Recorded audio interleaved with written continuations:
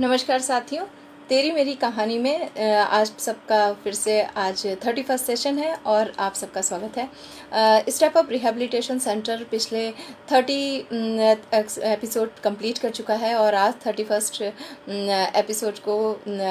लेकर जा रहा है। और हम बहुत सारे ऐसे साइकोलॉजिकल बिहेवियर और ऐसे बहुत सारे साइकोलॉजिकल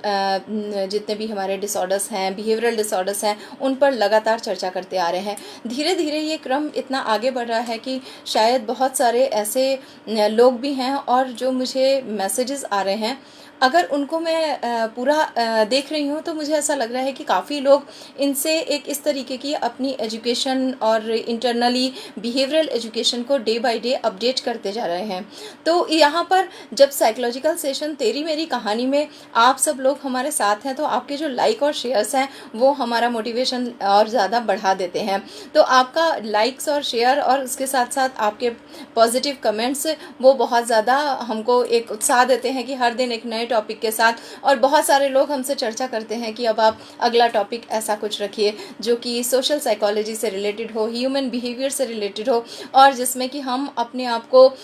एक आइडेंटिफाई कर सकें कि कैसे हमारे थॉट और हमारा बिहेवियर गवर्न हो रहा था और हम आगे उसे किस तरीके से अच्छे तरीके से गवर्न करें। तो चलिए शुरुआत करते हैं तेरी मेरी कहानी साइकोलॉजिकल सेशन में। आज 31st सेशन है और आप चाहें तो हमारे इससे पहले जितने भी प्रीवियस सेशंस हुए हैं आप उन सबको देख सकते हैं। और अगर आप किसी भी एक ऐसे विषय को, नए विषय को हमसे चाहते हैं कि हम उस पर आपके साथ एक विचार विमर्श करें और एक साइकोलॉजिकल सेशन में उस टॉपिक को इंक्लूड करें, तो please you are most welcome. Thank you so much for watching तेरी मेरी कहानी साइकोलॉजिकल सेशन। आज का टॉपिक है सोशल कॉग्निशन। थोड़ा अजीब सा वर्ड लग रहा है। सोशल कॉग्निशन, सोशल रिलेशनशिप होती है, सोशल इंटरेक्शंस होते हैं, सोशल इंटीग्रिटी होती है, बट ये सोशल कॉग्निशन क्या होता है और फिर ये साइकोलॉजी का हिस्सा कैसे। तो जब हम इसे इन साइकोलॉजिकल स्टूडेंट्स के साथ बात करते हैं तो ये सोशल साइकोलॉजी का बहुत इंपॉर्टेंट पार्ट होता है, क्योंकि इससे ह्यूमन बिहेवियर गवर्न होता है और ये एक प्रोसेस है ह्यूमन बिहेवियर के पूरी एक डिफाइन करने का, और डेफिनीशन तैयार होती है कि ये पर्टिकुलर व्यक्ति इस तरीके का है। तो वो सोशल कॉग्निशन क्या होती है और हम उसे कैसे आगे समझें और साथ में उसको कैसे डेवलप कर सकते हैं। इस सेशन को हमने 2 पार्ट में डिवाइड किया है। आज हम इसको सिर्फ समझेंगे कि सोशल कॉग्निशन क्या होती है और ये कैसे हमारे बिहेवियर को गवर्न करता है और हमारा बिहेवियर इससे कैसे इन्फ्लुएंस्ड होता है। तो उसके बाद नेक्स्ट सेशन में हम इसके आगे की चर्चा करेंगे। आज की चर्चा में जब सोशल यानी कि सामाजिक बोध, एक सामाजिक ज्ञान, समाज का ज्ञान, यानी कि लेकिन उस समाज के ज्ञान में हम होते हैं, यानी कि मैं, मेरा सेल्फ और मेरा अपना एक निर्धारित करने का सोच विचार, उसका पूरी प्रक्रिया, किसी के बारे में एक विचार रखने की या अपने बारे में एक विचार रखने की, अपनी डिसीजन मेकिंग, आपका एटीट्यूड, वो सब कुछ सोशल कॉग्निशन के अंतर्गत आ जाता है। सोशल कॉग्निशन में जब हम एक ह्यूमन व्यवहार की चर्चा करते हैं तो हम अक्सर कहते हैं कि हमारी इस व्यक्ति के साथ बहुत अच्छी ट्यूनिंग नहीं है, या हमारे आपसी रिश्ते अच्छे नहीं हैं, या हमारा बच्चा हमारी बात नहीं मानता, या हमारे बहुत अधिक अच्छे फ्रेंड नहीं है, या मेरा तो कोई फ्रेंड ही नहीं है, या आपस में हम बहुत सारे इस तरीके के चर्चा करते हैं कि कहीं भी चले जाइए अच्छे लोग तो मिलते ही नहीं हैं, मेरे साथ तो कुछ अच्छा होता ही नहीं है, मैं कितना भी अच्छा कर दूं किंतु मुझे बदले में बुराई मिलती है। तो ये जो इस तरीके की धारणाएं हैं, इस तरीके के जो ये जितने भी वाक्य मैंने बोले, ये सारे वाक्य कैसे स्थापित हुए, यानी कि ये हमारे मन में, हमारे अंदर ये किस तरीके की चीज़ों से इस्टेब्लिश हुए। कहेंगे इसका जवाब एक्सपीरियंस हुआ और इस्टेब्लिश हो गए। जी हाँ, आपको जो भी एक्सपीरियंस हुआ, लेकिन यहाँ पे ये ध्यान रखना होगा कि हर एक चीज़ के जो भी कुछ आपको एक्सपीरियंस हो रहा है, उन हर एक बात के 2 पहलू होते हैं, क्योंकि हमें हर डायमेंशन से चीज़ों को देखना होगा। जब हमें एक्सपीरियंस हुआ तो हमने यही धारणा क्यों बनाई कि मेरे साथ बुरा ही होता है, मैं कितना भी अच्छा कर दूं किंतु मुझे उसका फल नहीं मिलता। तो ऐसा, या जीवन में आजकल अच्छे लोग या अच्छे मित्र कहाँ मिलते हैं। तो ये विचारधाराएं हैं और या ये थॉट हैं, ये कैसे प्रोसेस करते हैं, कैसे इस्टेब्लिश होते हैं, आइए हम उनको समझ लेते हैं। जो आपका सोशल कॉग्निशन है वो एक सोचने की प्रक्रिया है, एक सीखना है किसके बारे में, दूसरों के बारे में, कि कौन सा व्यक्ति जब आपको धोखा दे तो हमने ये व्यवहार सीख लिया है, ये सोच को सीख लिया है कि जब कोई धोखा देता है तो हम उसे विश्वासघाती कहते हैं। तो ये जितनी भी डेफिनेशन है, जितनी भी सारी चीज़ें हैं, ये हमने इसी समाज से सीखी हैं। और अब समाज में कौन लोग आ जाते हैं, वही जिनके हाथों आपका लालन पालन हुआ है। तो आज का ये विषय उन पेरेंट्स के लिए भी बहुत इम्पोर्टेंट है, एज उनके चाइल्ड के अंदर किस तरीके के सोशल कॉग्निशन को वो डेवलप करें, और साथ में एज एन इंडिविजुअल भी ये बहुत इम्पॉर्टेंट है कि हम जानें कि हमारा सोशल कॉग्निशन या हमारे जो थॉट प्रोसेस है या हमारा जो सोचने का तरीका है, हमारी जो लर्निंग है, वो दूसरों के प्रति कैसी है। कई बार इससे बहुत ज़्यादा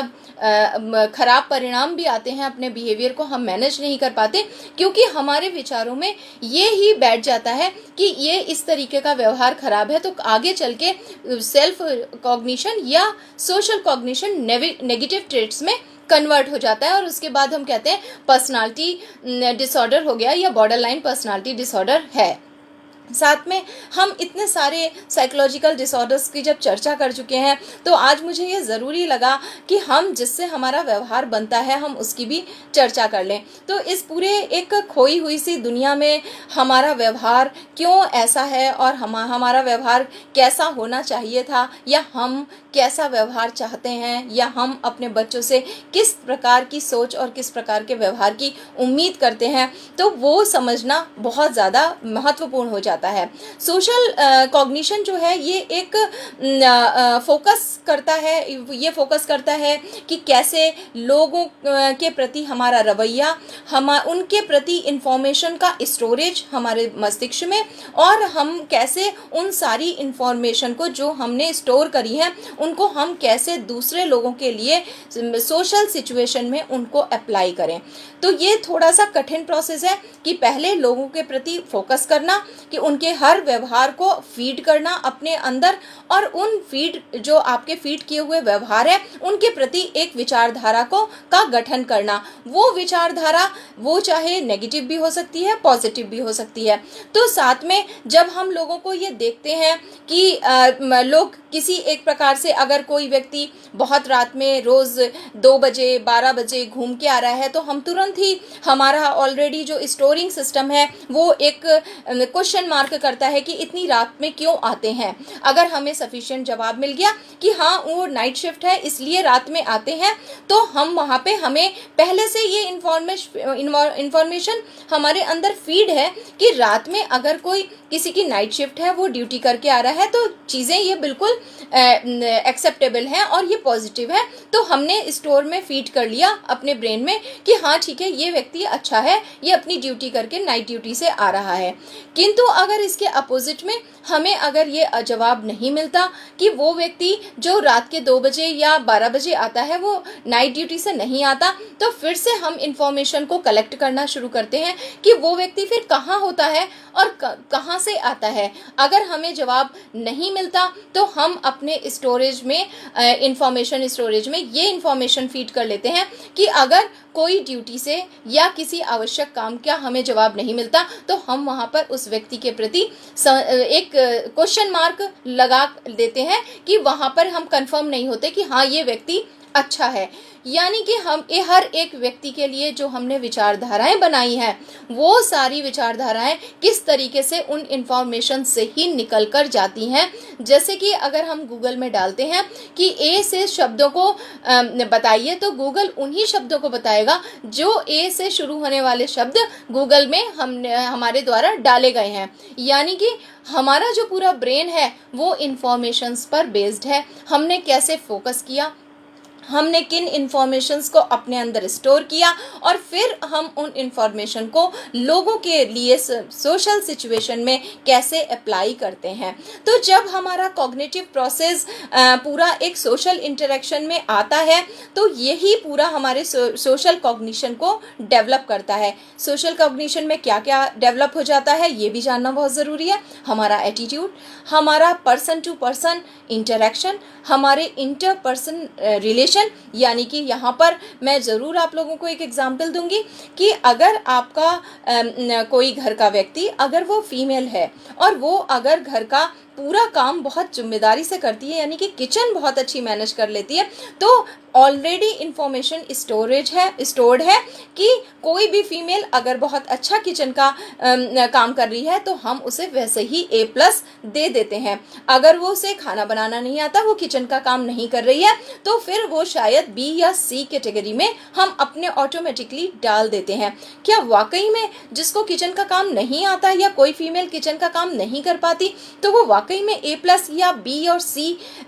उसको देना चाहिए? ये कहाँ से फीड हुआ और ये हमें कैसे पता चला? क्योंकि हमने इससे पहले जिन लोगों के साथ हम रहे, जो हमारे परिवार के थे, समाज के थे, आस पड़ोस सभी लोग, उन सब लोगों ने हमें ये इन्फॉर्मेशन दी और हमने देखा कि जब कोई बहुत अच्छा किचन का काम कर लेता है तो हमारे घर के लोग उसको अप्रिशिएट करते हैं और उससे कहते हैं कि बहुत अच्छी है। अब ये इन्फॉर्मेशन एक बच्चे के मस्तिष्क में फीड हो गई और उसने जाकर लोगों के प्रति एक धारणा को विकसित कर लिया, एक विचारधारा बना ली, उसके थॉट प्रोसेस में जाके वो इस्टेब्लिश हो गई कि हाँ, वो भी फिर जब कोई उसे ऐसा व्यक्ति मिलेगा जो वाकई में बहुत अच्छा किचन मैनेज कर रहा होगा तो वो उसको ऑटोमेटिकली A+ दे देगा, बिना ये सोचे कि वो A+ है, रियल A+ है या नहीं है। तो इस तरीके से हमारा एटीट्यूड, हमारे इंटरपर्सनल रिलेशनशिप, हमारा perception towards others, perception towards self, खुद को देखने का तरीका, दूसरों को देखने का तरीका,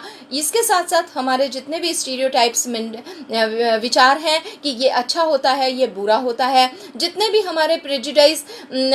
थॉट्स हैं कि पक्षपातपूर्ण, कि हम किसी अमुक चीज़ को लेकर के बहुत पहले से ही हमारे अंदर एक पक्षपात है कि यहाँ ये चीज़ें, ये व्यक्ति ऐसे होते हैं, या इस मोहल्ले के लोग खराब हैं, या इस देश के लोग खराब हैं और ये तो ऐसे ही हैं। तो इस तरीके के जितने भी डिस्क्रिमिनेशन है, भेदभाव है, वो भी हमारे अंदर ऑलरेडी फीड है। हमारी इन सारी चीज़ों से जब हम पूरा एक अपना बंच, गुच्छा बना लेते हैं अपने एटीट्यूड, पर्सनल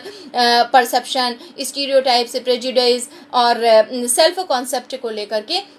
उसके बाद हम डिसीज़न मेकिंग पर पहुंच जाते हैं और फिर ये डिसीज़न मेकिंग हमारी गवर्निंग एरिया में चला जाता है। वहाँ से हम डिसीज़न मेक करते हैं कि नहीं, हमको उस इलाके के लोगों के साथ दोस्ती नहीं करनी, हमको उस मोहल्ले के बच्चों के साथ मत खेलो क्योंकि वहाँ वो ख़राब लोग होते हैं, वो उनका व्यवहार ख़राब होता है। तो ये सारी चीज़ें हमने कहाँ से देखी कि हाँ, आपने देखा होगा कि जब कोरोना आया तो बहुत सारे,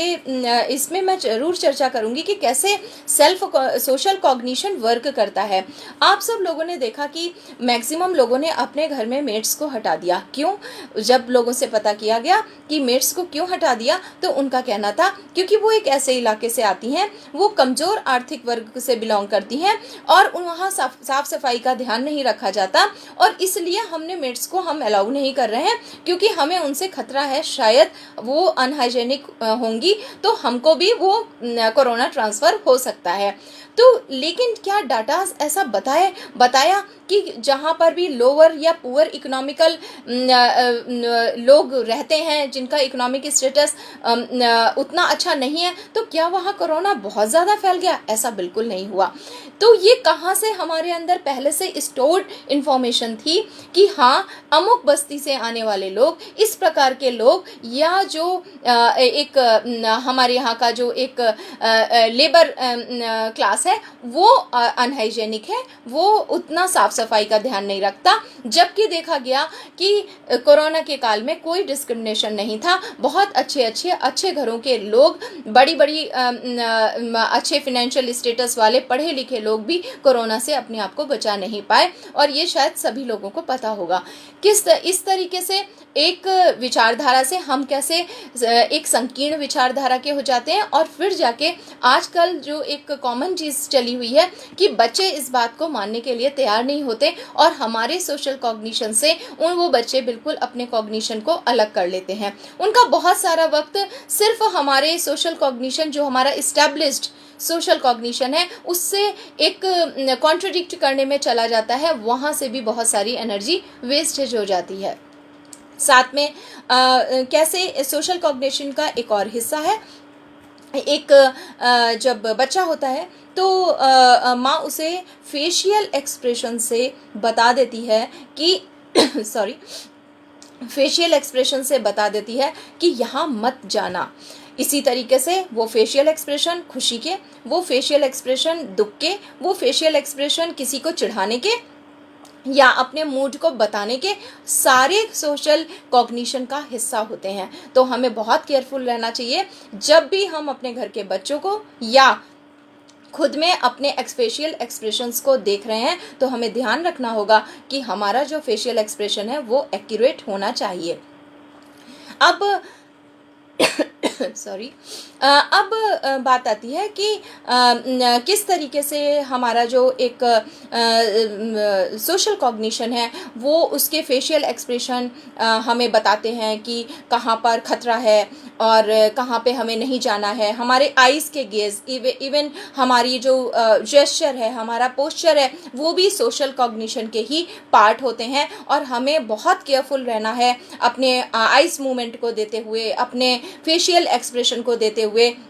हमें पता होना चाहिए कि अमुक फेशियल एक्सप्रेशन और अमुक प्रकार का आइज एक्सप्रेशन किसी एक सूचना और किसी एक इंफॉर्मेशन और किसी एक टाइप के बिहेवियर को इंडिकेट करता है। लाइक आप जब किसी का मजाक उड़ा रहे हैं, जब आप किसी को बुली कर रहे हैं, तो आपको बोलने की भी ज़रूरत नहीं होती है। These are the non verbal social cognitive area, जिनका हम अक्सर यूज़ करते हैं और जो कि बहुत इम्पॉर्टेंट भी होते हैं कि हम कैसे अपने बिहेवियर में इन सब चीज़ों को धारण कर लेते हैं। और ये सब ऑटोमेटिक होता है, हम अपने परिवारों से, अपने आस पड़ोस से, लोगों से, सोसाइटी से सब सीख रहे होते हैं, लेकिन इसका हमको पता नहीं चलता उस वक्त जब ये सब अंडर प्रोसेस है। जब हम पूरा बन जाते हैं, यानी कि अब हम डिसीजन मेकिंग हो गए कि हमें इस व्यक्ति से दोस्ती करनी है या हमें नहीं करनी, हमको नैनीताल घूमना पसंद है या हमको बीच साइड एरिया ज़्यादा पसंद है। अब हमने पूरा एक धारणा बना दी। अगर हमने पहले से, हमें इन्फॉर्मेशन, हमारे घर में लोग चर्चा करते थे कि नैनीताल बहुत कॉमर्शलाइज हो गया है, नैनीताल में वो नेचुरल ब्यूटी अब नहीं रह गई, तो हमारे घर के बच्चे और हम सब भी उसी एक पूर्व धारणा से ग्रसित हो जाते हैं और उसके बाद हम इसे एप्लीकेशन में लाके कहते हैं कि हाँ, नैनीताल में कुछ नहीं रखा, वहाँ नेचुरल ब्यूटी नहीं है। जबकि हमने कहीं पर भी एक्सप्लोर खुद जाकर नहीं किया कि नैनीताल वाकई में नेचुरल ब्यूटी नहीं है या वहाँ कॉमर्शलाइजेशन ज़्यादा हो गया है। तो छोटे छोटे से उदाहरण हैं, जो चर्चाएं, जो घर में सारी बातें हो रही हैं, उन सब का असर हम में, हमारे बड़े जो करते थे उनका हम पर, और हम जो कर रहे हैं वो हमारे बच्चों पर सीधा सीधा जा रहा है। तो सोशल कॉग्निशन इस तरीके से भी बहुत एक इम्पॉर्टेंट पार्ट हो जाता है कि हम ये जानें कि हमारे जो थॉट हैं, हमारे जो इंटरप्रिटेशंस हैं, यानी कि हमने जो पूरा एक सोच समझ के डिसीज़न लेने के लिए अब हम तैयार हो गए, हमने बताने लगे कि मुझे मंदिर जाना पसंद नहीं है, मैं भगवान को नहीं मानता,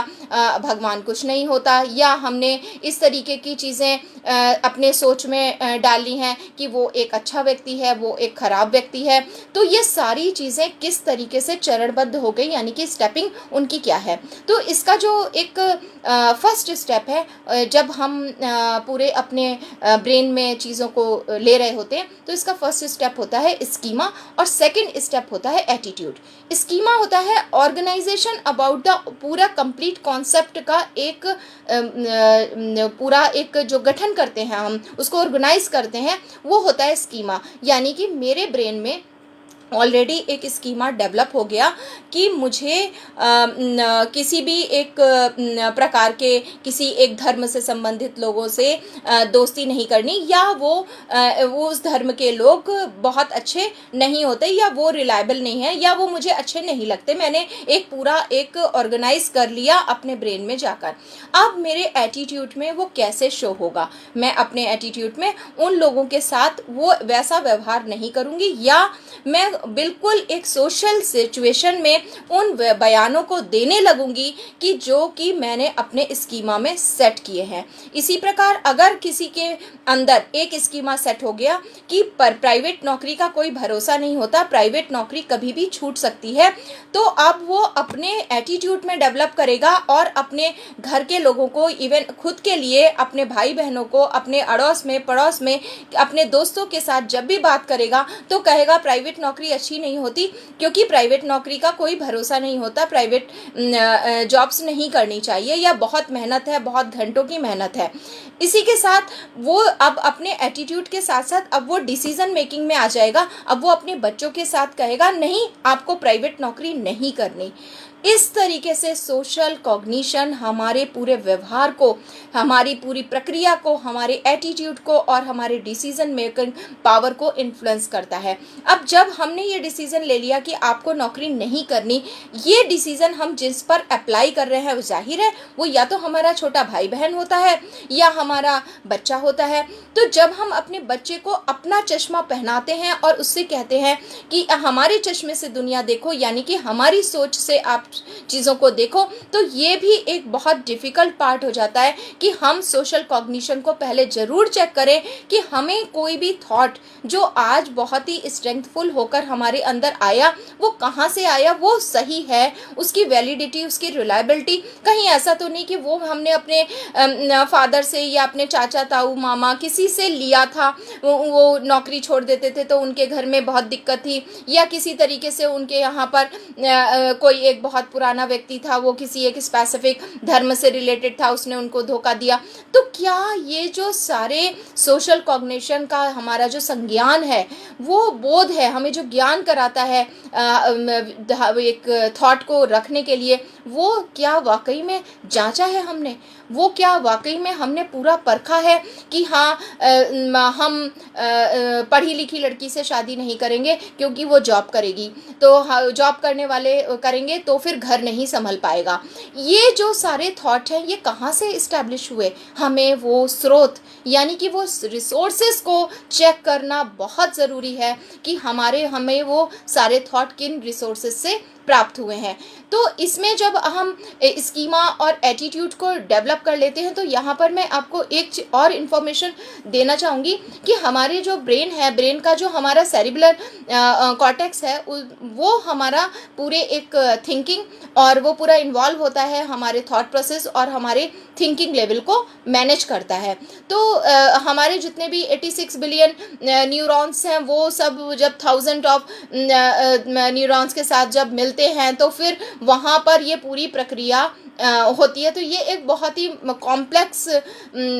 मैकेनिज़्म है हमारे ब्रेन का, जहाँ से हमारा जो ह्यूमन बिहेवियर है वो हाईली इंटेलिजेंट, और ये भी माना गया कि ह्यूमन बिहेवियर सबसे हाईली इंटेलिजेंट बिहेवियर है। और उसके बाद जब वो सिविलाइज्ड हो गया, तो सिविलाइज्ड होने के बाद उसका जो attitude towards self, towards other होना चाहिए, वो किसी प्रेजुडिस या स्टीरियोटाइप वे में नहीं होना चाहिए। वो प्रैक्टिकल, रियल और उसका सेल्फ एग्जामिन होना चाहिए। वो हर दिन अपने आप को चेक करे कि उसको कोई भी थॉट अगर आया है कि वो अगर उसकी लड़की है तो वो कहता है कि मैं अपनी बेटी की शादी आउट ऑफ कंट्री नहीं करूँगा। ये जो अब डिसीजन मेकिंग में आ गया, उसे हर दिन हर एक डॉलर को पास करने से पहले ज़रूर सोचना चाहिए कि ये थॉट उसे कहाँ से मिला है, इसका रिसोर्स क्या था जिसको उसने डायरेक्टली अपने स्कीमा और अपने एटीट्यूड में लाने के बाद अपने डिसीजन मेकिंग एरिया में उसको इन्वॉल्व कर लिया। तो आप समझ गए होंगे कि कैसे छोटे छोटे एग्जाम्पल्स आपको मैंने दिए हैं, इसीलिए कि आप सोशल स्कीमा और सोशल एटीट्यूड और सोशल कॉग्निशन को जो सामाजिक संज्ञान है जिसमें हम रहते हैं, जिसमें हम रिएक्ट करते हैं सोशल सिचुएशन में, हम किसी को अगर देखते हैं कि कोई एक बहुत ज़्यादा किसी ने बहुत मेकअप कर रखा होता है, तो हम उसको किस तरीके से एक कमेंट देते हैं। अगर कोई व्यक्ति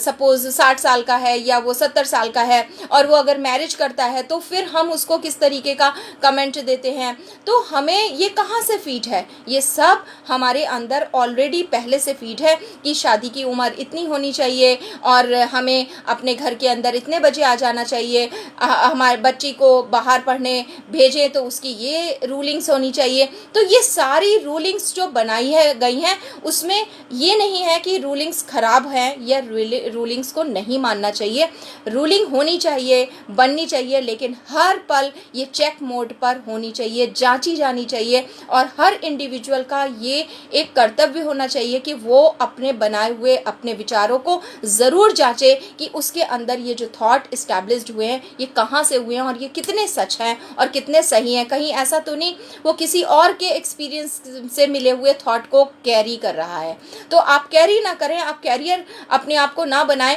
आप डेवलपर बनाएं कि आप नए थॉट्स को डेवलप करें और समय के साथ चलना सीखें और हर दिन अपने आप को ऊर्जावान और प्लस एक नए विचारों के साथ और जो आज के विचार हैं उनके साथ अपने आप को फ्रेश महसूस कर पाएं। तो जब आप फ्रेश महसूस करेंगे तो जो वाद विवाद और बहुत ज़्यादा कॉन्ट्रडिक्शन घर परिवारों में, आपसी रिश्तों में, दोस्त नहीं बनते, अच्छे रिश्ते नहीं मिलते, बच्चों के साथ अच्छे रिश्ते नहीं हो पाते हैं, तो वहाँ पर वो सारे जो कॉन्ट्रडिक्शंस हैं और वो सारी चीज़ें उनकी जगह थोड़ी कम हो जाएगी। साथ में जो हमारा एक एटीट्यूड है कि हम जब एक एटीट्यूड अपना डेवलप कर लेते हैं तो वहाँ पर हम बहुत ही जल्दी एकदम क्विकली डिसीज़न देने को शुरू हो जाते हैं कि हम ये पसंद करते हैं और हम ये पसंद नहीं करते, ये अच्छा है और ये बुरा है, ये बहुत हेल्पफुल है और ये बहुत हर्टफुल है, हमें किस चीज़ को अवॉइड करना है। और इस सॉर्ट ऑफ इस तरीके के हमारे बहुत सारे एटीट्यूड में हमारे जो रिएक्शंस हैं वो बहुत क्विक और बहुत फास्ट आने लगते हैं। तो जब वो क्विक और फास्ट आते हैं तो समटाइम्स वो सोशल जो कॉग्निशन लेवल है वो रिजिड हो जाता है और फिर लोग ये कहते हैं कि वो अपनी चीज़ों को बदलते नहीं हैं, उनके जो विचार हैं वो विचार हैं। तो ये जो रिजिडिटी है ये जाके आपके बिहेवियर में और आपकी पर्सनालिटी में बहुत सारे ऐसे इश्यूज क्रिएट करती है जिनसे प्रॉब्लम क्रिएट हो जाती हैं। तो आज के लिए आई थिंक ये जो आपको समझना था कि सोशल कॉग्निशन कैसे वर्क करता है, क्यों इस टॉपिक का चयन किया गया, ह्यूमन बिहेवियर और जो इंटरपर्सनल रिलेशनशिप है उनको समझने के लिए हम उनको समझें और समझने के बाद हम उसमें एक चेक करते रहें कि हमारा जो एक वे है वो कैसा होना चाहिए। नेक्स्ट सेशन में हमने इसका जो सेकंड पार्ट रखा है उसमें हम चाइल्डहुड लेवल पर, एडोलसेंट लेवल पे और एडल्ट लेवल पर हम कैसे अपने सोशल कॉग्निशन को डेवलप करें और सोशल कॉग्निशन क्या क्या नुकसान कर देता है और इसके क्या क्या फ़ायदे हैं और कैसे हम इसमें अगर अच्छा काम करते हैं और अच्छे तरीके से इसको डेवलप करते हैं एक बच्चे में, एक एडोलसेंस में और प्लस एज एन एडल्ट, तो इसके हम बहुत सारे पॉजिटिव रिजल्ट्स फाइंड आउट करते हैं। तो आज के लिए इतना ही। सोशल कॉग्निशन को अच्छे तरीके से समझने के लिए आप इस वीडियो को बार बार भी देख सकते हैं, शेयर कर सकते हैं, लाइक कर सकते हैं और अपने कमेंट लिखना बिल्कुल मत भूलिए। और साथ में आज का जो अनहेल्दी थॉट है वो ये कि जोर ज़बरदस्ती से अगर कई बार ये एक विचार आता है कि बहुत ज़्यादा डिसिप्लिन अगर रखा जाता है तो वहाँ पर बच्चे